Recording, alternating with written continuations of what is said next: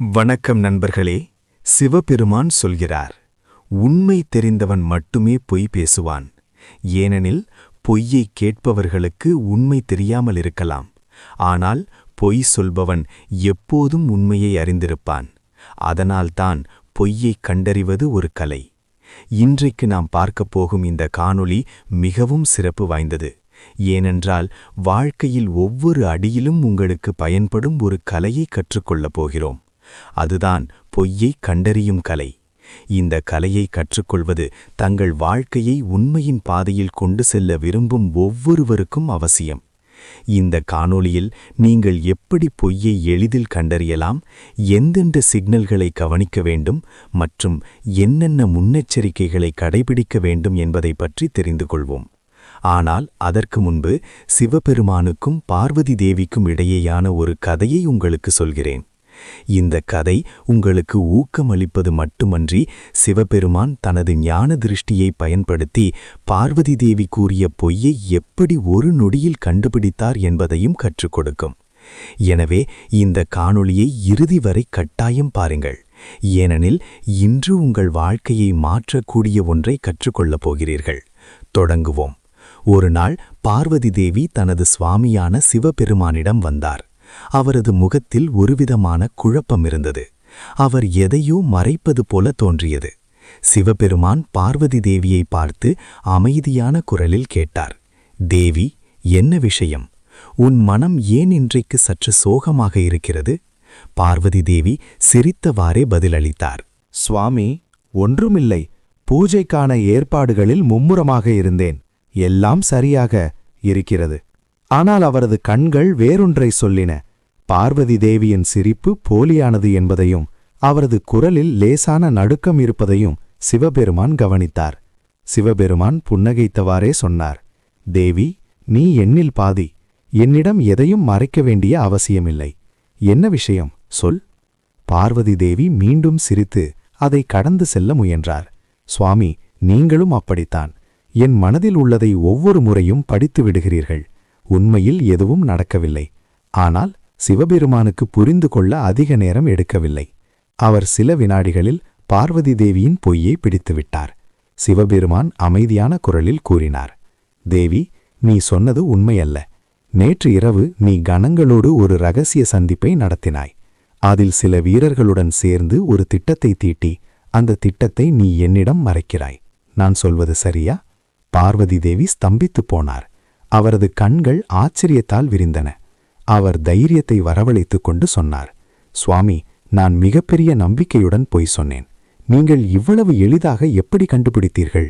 தயவு செய்து இந்த கலையை எனக்கு கற்றுக் கொடுங்கள். சிவபெருமான் சிரித்தவாறே சொன்னார், தேவி, பொய்யை கண்டுபிடிப்பது மாயமில்லை. அது உற்று நோக்குதல், பொறுமை மற்றும் புத்திசாலித்தனத்திலிருந்து வரும் ஒரு கலை.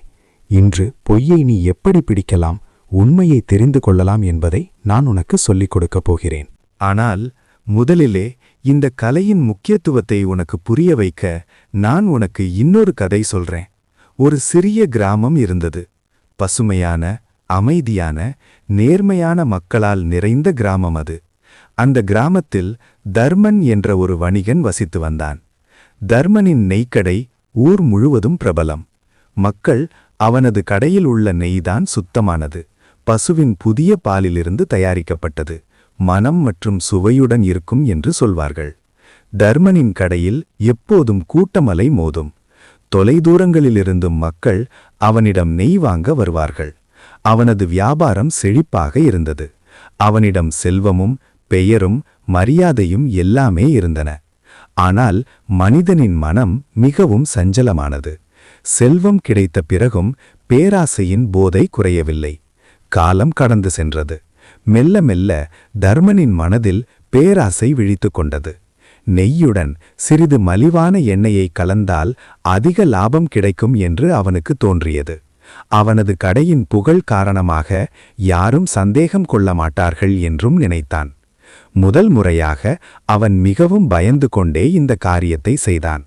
மக்கள் இதை கண்டறிவார்கள் என்று அவன் எதிர்பார்க்கவில்லை. ஆனால் ஆச்சரியம்! அன்றும் அவனது நெய் முழுவதும் விற்றுப்போனது. நெய்யின் மணத்திலோ நிறத்திலோ யாரும் சந்தேகம் கொள்ளவில்லை. இதைக் கண்டு அவனது நம்பிக்கை அதிகமானது.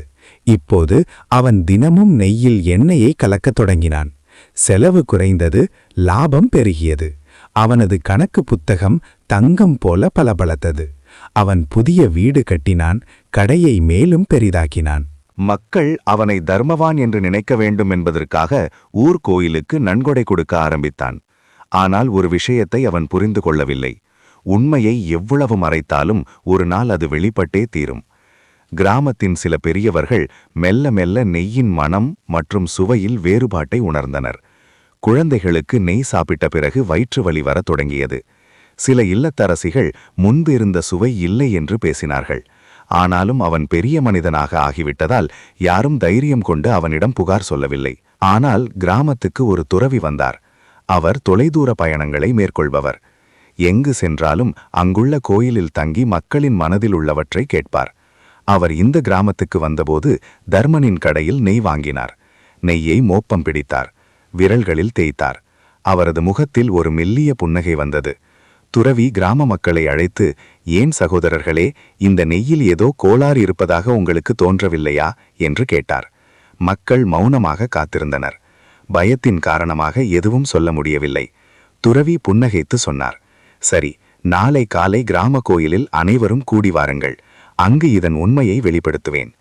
அடுத்த நாள் காலை கிராமம் முழுவதும் கோயிலில் கூடியது. துறவி தர்மனையும் அழைத்தான்.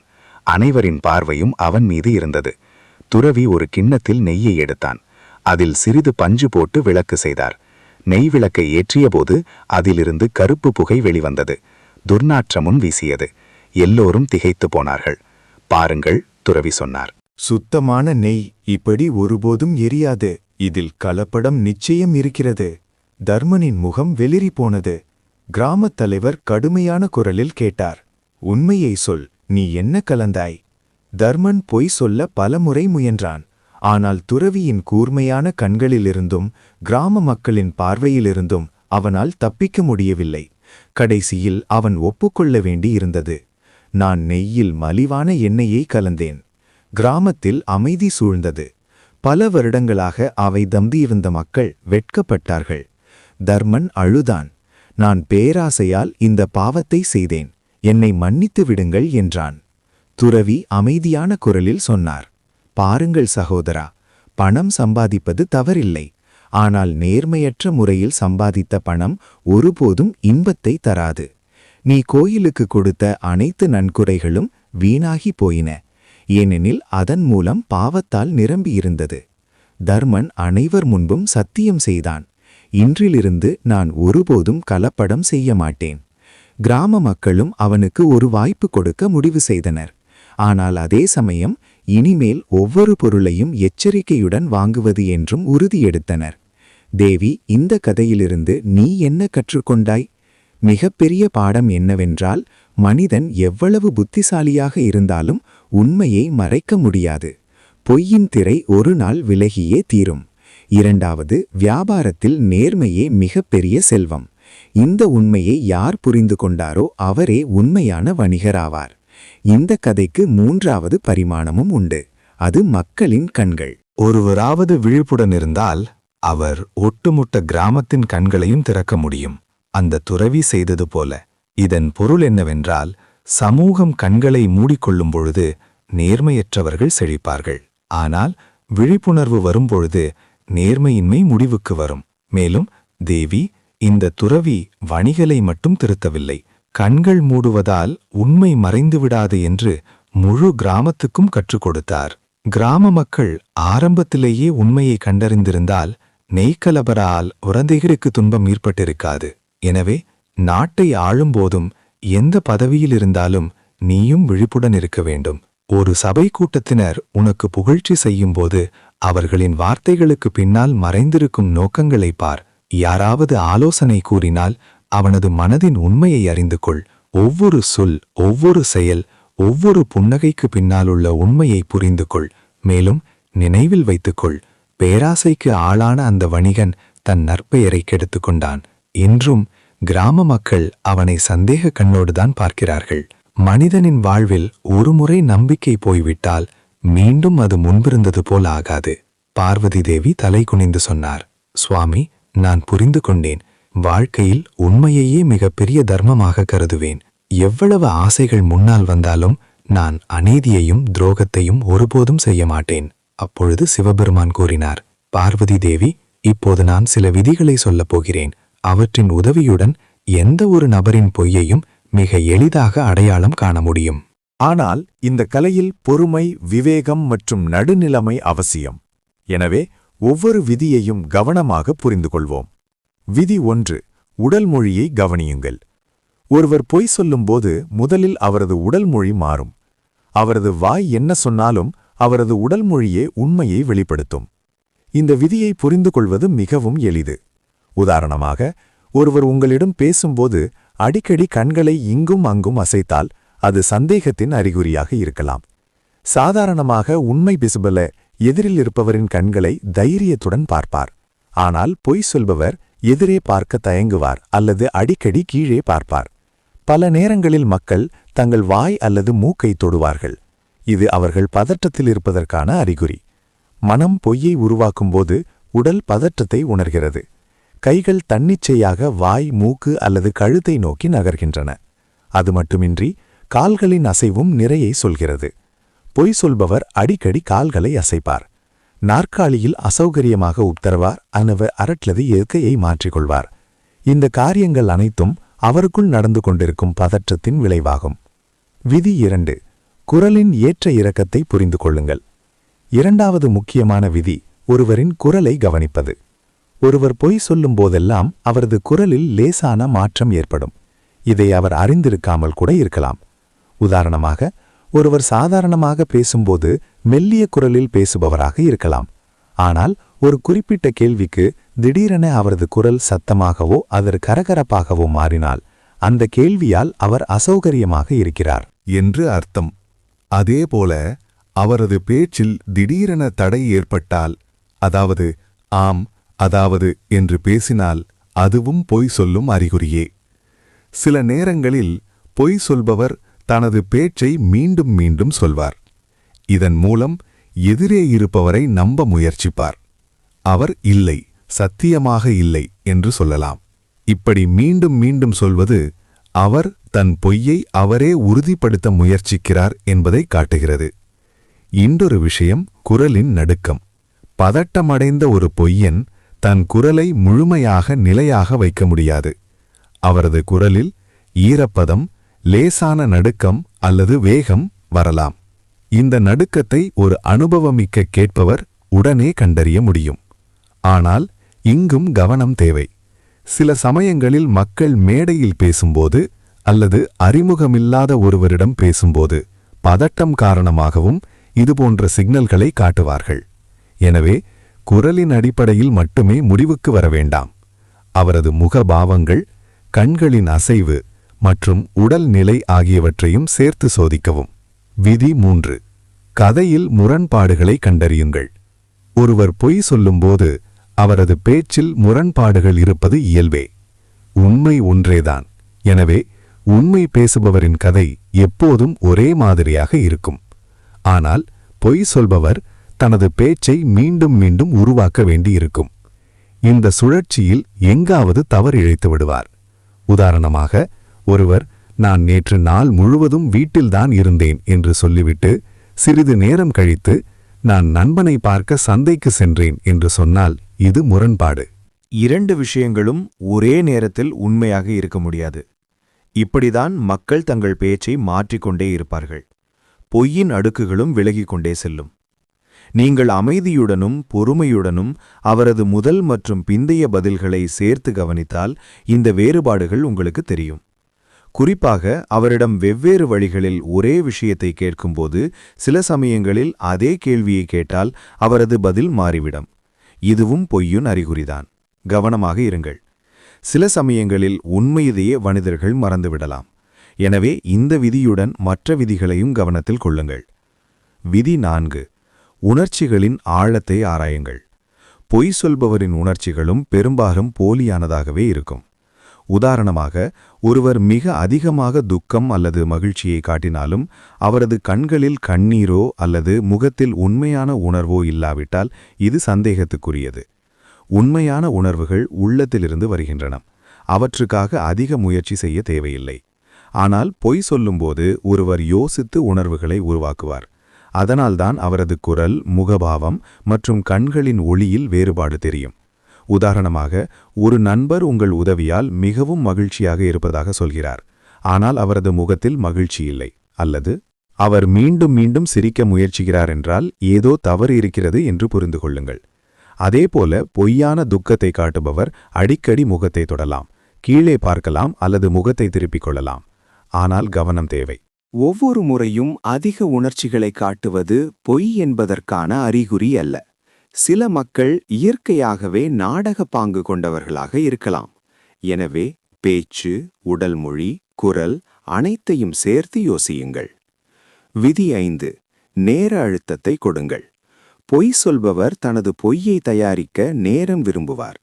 நீங்கள் திடீரென்று அவரிடம் கேள்விகளை அடுக்கி கேட்டாலோ அல்லது விரைவான பதில்களை கேட்டாலோ அவர் பதட்டப்படலாம் அல்லது தடுமாறி பதிலளிப்பார்.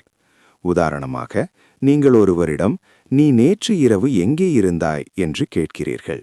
அவர் உடனே பதிலளிக்காமல் யோசிக்கத் தொடங்கினால் அல்லது இங்கும் அங்கும் பார்க்கத் தொடங்கினால் அவர் மனதில் ஒரு பதிலை உருவாக்கிக் கொண்டிருக்கிறார் என்று அர்த்தம்.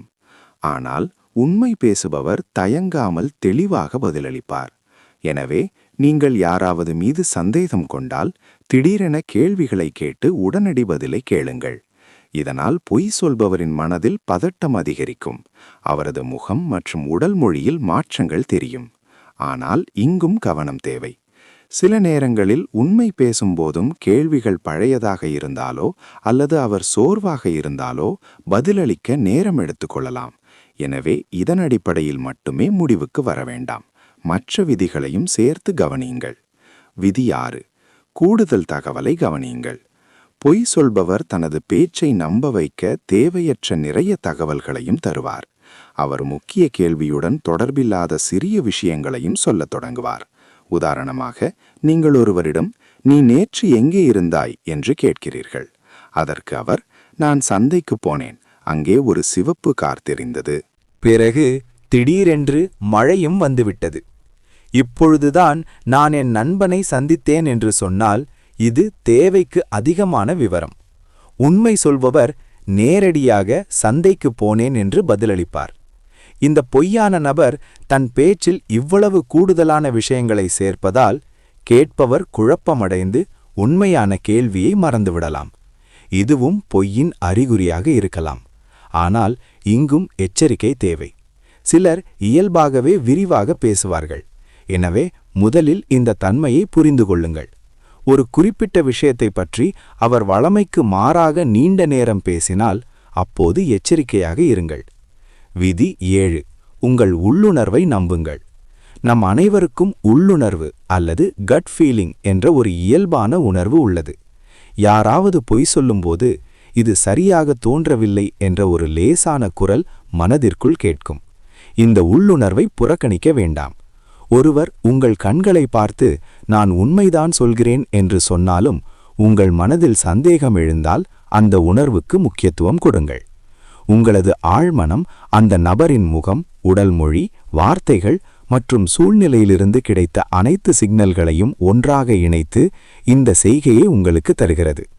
இந்த 7 விதிகளையும் உங்கள் வாழ்க்கையில் தொடர்ந்து முயற்சி செய்து கொண்டே இருந்தால் குறுகிய காலத்திலேயே நீங்களும் உண்மையான மற்றும் போலியான விஷயங்களுக்கிடையே உள்ள வித்தியாசத்தை கண்டறிய கற்றுக்கொள்வீர்கள்.